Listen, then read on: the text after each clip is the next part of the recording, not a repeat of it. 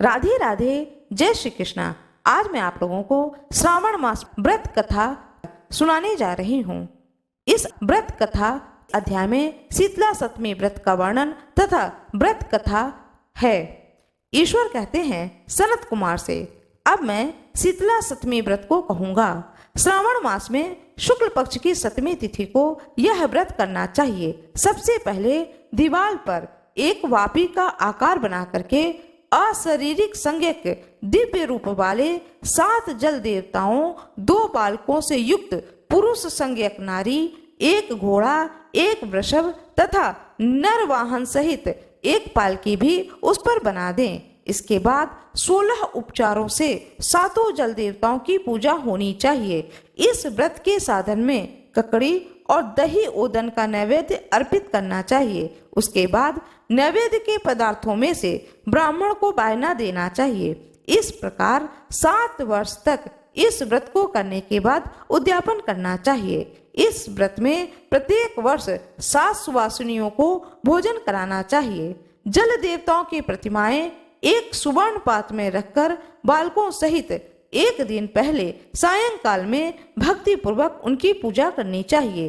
प्रातः काल पहले ग्रह होम करके देवताओं के निमित्त चरु से होम करना चाहिए। जिसने पहले इस व्रत को किया और उसे जो फल प्राप्त हुआ, उस कथा को आप सुने। सौराष्ट्र देश में शोभन नामक एक नगर था। उससे सभी धर्मों के प्रति निष्ठा रखने वाला एक साहूकार रहता था। उसने जल रहित एक अत्यंत निर्जन वन में बहुत ही पैसा खर्च करके शुभ तथा मनोहर सीढ़ियों से युक्त पशुओं को जल पिलाने के लिए सरलता से उतरने चढ़ने योग्य दृढ़ पत्थरों से बंधी हुई तथा लंबे समय तक टिकने वाली एक वावली बनवाई। उस वावली के चारों ओर थके राहगीरों के विश्राम के लिए अनेक प्रकार के वृक्षों से शोभायमान एक बाग बनवाया। लेकिन वह बावली सूखी ही रह गई और उसमें एक बूंद पानी नहीं आया। साहूकार सोचने लगा कि मेरा प्रयास व्यर्थ हो गया और व्यर्थ ही धन खर्च किया। इसी चिंता में विचार करता हुआ वह साहूकार रात्रि में उसी जगह पर सो गया।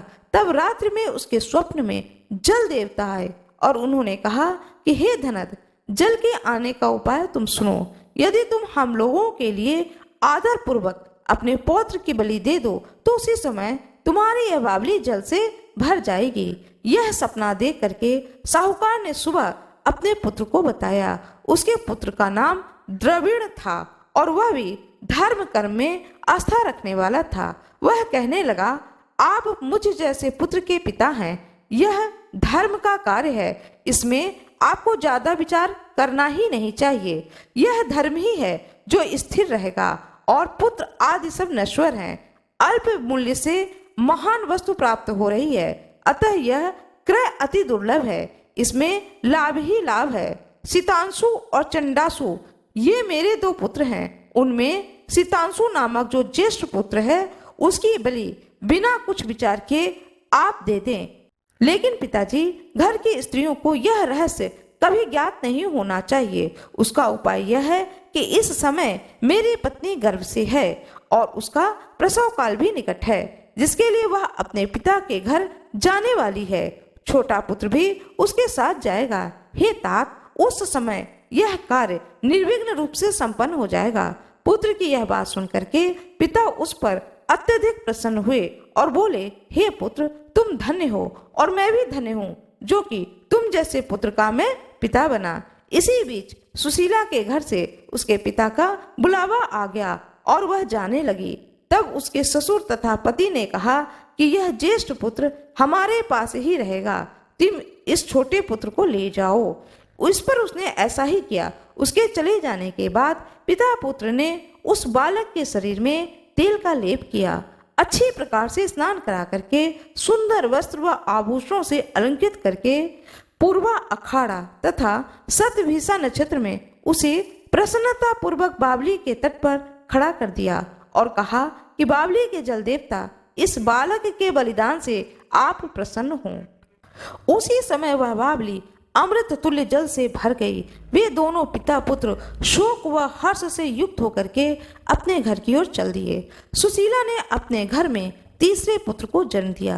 3 महीने बाद वह अपने घर को निकल पड़ी।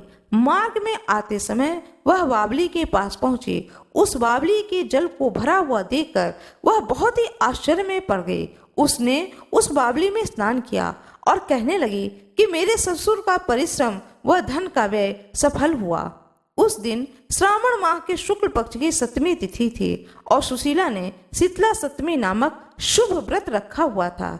उसने वहां पर चावल पकाए और दही भी ले आई। इसके बाद जल देवताओं का विधिवत पूजन करके दही, भात तथा ककड़ी फल का नैवेद्य अर्पण किया तथा ब्राह्मणों को वायना देकर लोगों के साथ मिलकर उसी नैवेद्य अन्न का भोजन किया। उसी स्थान से सुशीला का ग्राम 1 योजन की दूरी पर स्थित था। कुछ समय बाद वह सुंदर पालकी में बैठ दोनों पुत्रों के साथ वहां से चल पड़ी। तब ये जल देवता कहने लगे कि हमें इसका पुत्र जीवित करके इसे वापस करना चाहिए, क्योंकि इसने हमारा व्रत किया है। साथ ही यह उत्तम बुद्धि रखने वाली स्त्री है। इस व्रत के प्रभाव से इसे नूतन पुत्र देना चाहिए। पहले उत्पन्न पुत्र को यदि हम ग्रहण किए रह जाए तब हमारी प्रसन्नता का फल ही क्या। आपस में ऐसा कहकर उन दयालु जल देवताओं ने बावली में से उसके पुत्र को बाहर निकाल करके माता को दिखा दिया और फिर उसे विदा किया। बाहर निकल करके वह पुत्र माता माता पुकारता हुआ अपनी माता के पीछे दौड़ा। अपने पुत्र का शब्द सुनकर उसने पीछे मुड़कर देखा। वहां अपने पुत्र को देखकर वह मन ही मन बहुत चकित हुई। उसे अपनी गोद में बिठाकर उसने उसका माथा सूंघा, किंतु यह डर जाएगा इस विचार से उसने पुत्र से कुछ भी नहीं पूछा। वह अपने मन में सोचने लगी कि यदि इसे चोर उठा लाए तो यह आभूषणों से युक्त कैसे हो सकता है, और यदि इसे पिशाचों ने पकड़ लिया था तो उसे दोबारा छोड़ क्यों दिया। घर में संबंधी जन तो चिंता के समुद्र में डूबे हुए होंगे, ऐसा सुशीला मन ही मन सोच रही थी। इस प्रकार सुशीला सोचती हुई नगर के द्वार पर आ गई। तब लोग कहने लगे सुशीला आई है। यह सुन करके पिता पुत्र अत्यंत चिंता में पड़ गए कि न जाने क्या कहेंगे। अब उसके पुत्र के बारे में हम लोग क्या जवाब देंगे। इसी बीच वह तीनों पुत्रों के साथ अंदर आ गई। तब ज्येष्ठ बालक को देखकर सुशीला के ससुर तथा पति घोर आश्चर्य में पड़ गए, साथ ही बहुत आनंदित भी हुए। वे कहने लगे, हे शुभ चिंते, तुमने कौन सा शुभ कर्म किया अथवा व्रत किया है। हे भामिनी, तुम पतिव्रता हो, धन्य हो और पुण्यवती हो। इस शिशु को मरे हुए 2 माह बीत चुके हैं और तुमने इसे फिर से प्राप्त कर लिया, और वह बावली भी जल से परिपूर्ण है। तुम एक पुत्र के साथ अपने पिता के घर गई थी, लेकिन वापस तीनों पुत्रों के साथ आई हो। हे शुभ्रे, तुमने तो कुल का उद्धार कर दिया। हे शुभानने, मैं तुम्हारी कितनी प्रशंसा करूं। इस प्रकार ससुर ने उसकी प्रशंसा की। पति ने उसे प्रेम पूर्वक देखा और सास ने उसे आनंदित किया। उसके बाद उसने मार्ग के पुण्य का समस्त वृत्तांत सुनाया। अंत में उन सभी ने मनोवांछित सुखों का उपभोग करके बहुत ही आनंद प्राप्त किया। हे वत्स, मैंने शीतला सप्तमी व्रत को आपसे कह दिया है।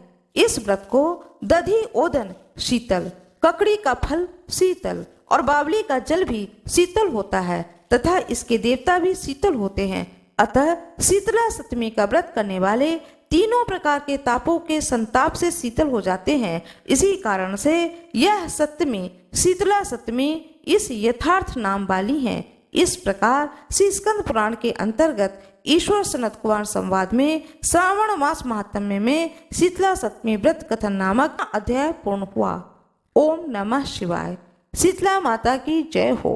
मास के कृष्ण पक्ष की अष्टमी को शीतला अष्टमी की पूजा की जाती है। शीतला देवी की पूजा चेचक निकलने के प्रकोप से बचने के लिए की जाती है।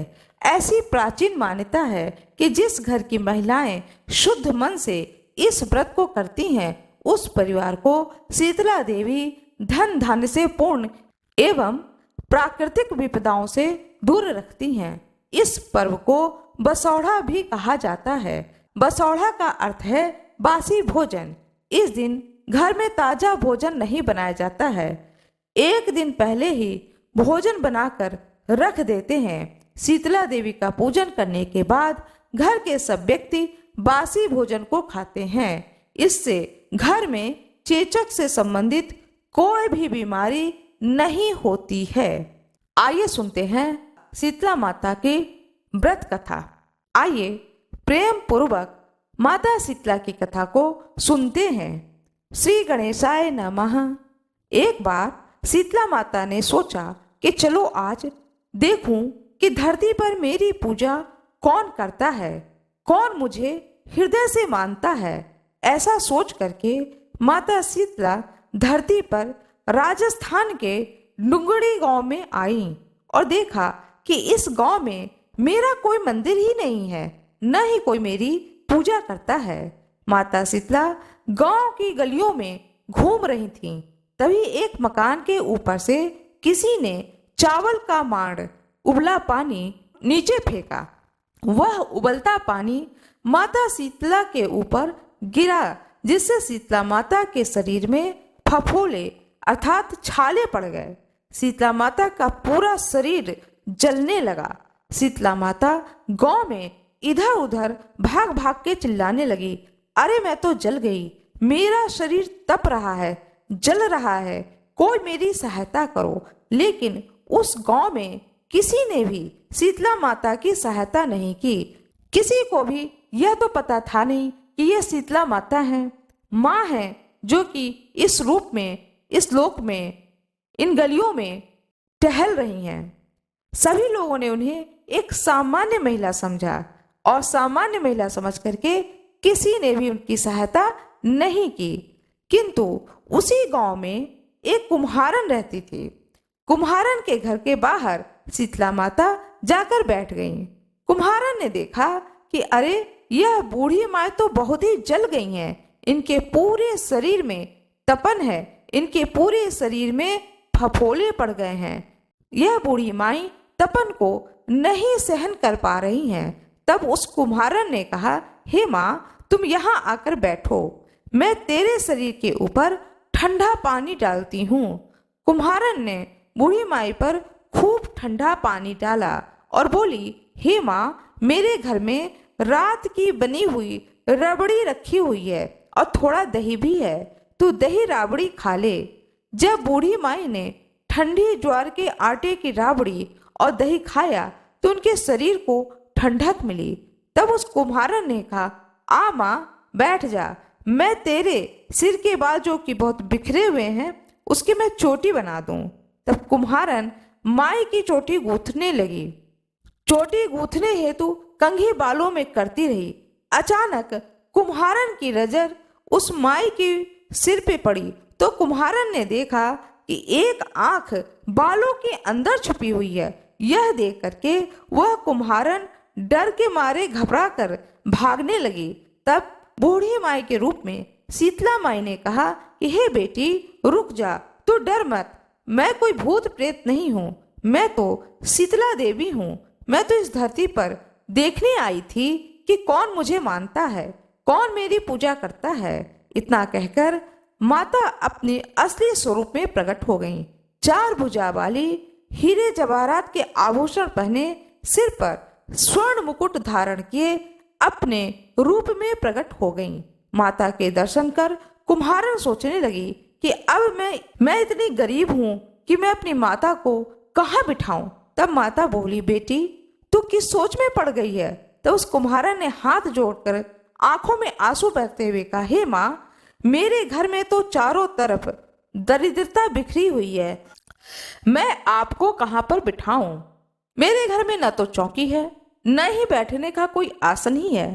तब शीतला माता प्रसन्न होकर के उस कुम्हारन के घर पर खड़े हुए गधे पर बैठकर एक हाथ में झाड़ू लेकर दूसरे हाथ में डलिया लेकर उस कुम्हारन के घर की दरिद्रता को झाड़कर डलिया में भरकर बाहर फेंक दिया और उस कुम्हारन से कहा, हे बेटी, मैं तेरी सच्ची भक्ति से प्रसन्न हूँ, अब तुझे जो भी चाहिए मुझसे वरदान मांग लो। तब कुम्हारन ने हाथ जोड़कर कहा, हे माता, मेरी इच्छा है, अब आप इसी डुंगरी गांव में स्थापित होकर यही अपना निवास स्थान बनाएं। जिस प्रकार आपने मेरे घर की दरिद्रता को अपने झाड़ू से साफ कर दिया, ऐसे ही आपके जो भी भक्त होली के बाद की सप्तमी को भक्ति भाव से पूजा करे, अष्टमी के दिन आपको ठंडा जल, दही व बासी भोजन चढ़ाए, उसके घर की दरिद्रता को दूर करना एवं आपकी पूजा करने वाली महिला का अखंड सुहाग रखना, उसकी गोद हमेशा भरी रखना। साथ ही जो पुरुष शीतला अष्टमी को नाई के यहाँ बाल ना बनवाए, धोबी को कपड़े धुलने को न दे और पुरुष भी आप पर ठंडा जल चढ़ाकर, नारियल फूल चढ़ाकर परिवार सहित ठंडा बासी भोजन करे, उसके काम धंधे व्यापार में कभी भी दरिद्रता ना आए। तब माता बोली, तथास्तु, ऐसा ही होगा बेटी। जो तूने वरदान मांगे हैं वह सब मैं तुझे देती हूँ। हे बेटी, तुझे आशीर्वाद देती हूँ कि मेरी पूजा का मुख्य अधिकार इस धरती पर सिर्फ कुम्हार जाति का ही होगा। तभी उस दिन से डुंगरी गांव में शीतला माता स्थापित हो गईं और उस गांव का नाम हो गया शील की डुंगरी।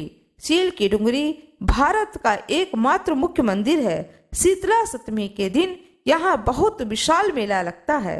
माँ शीतला की जय हो। आशा करती हूँ कि आप लोगों को यह जानकारी अच्छी लगी होगी। आप लोगों को यह जानकारी अच्छी लगी हो तो कृपया वीडियो को लाइक करिएगा, चैनल को सब्सक्राइब करिएगा, कमेंट बॉक्स में जय माता दी अवश्य ही लिख दीजिएगा। आप लोगों का बहुत बहुत धन्यवाद।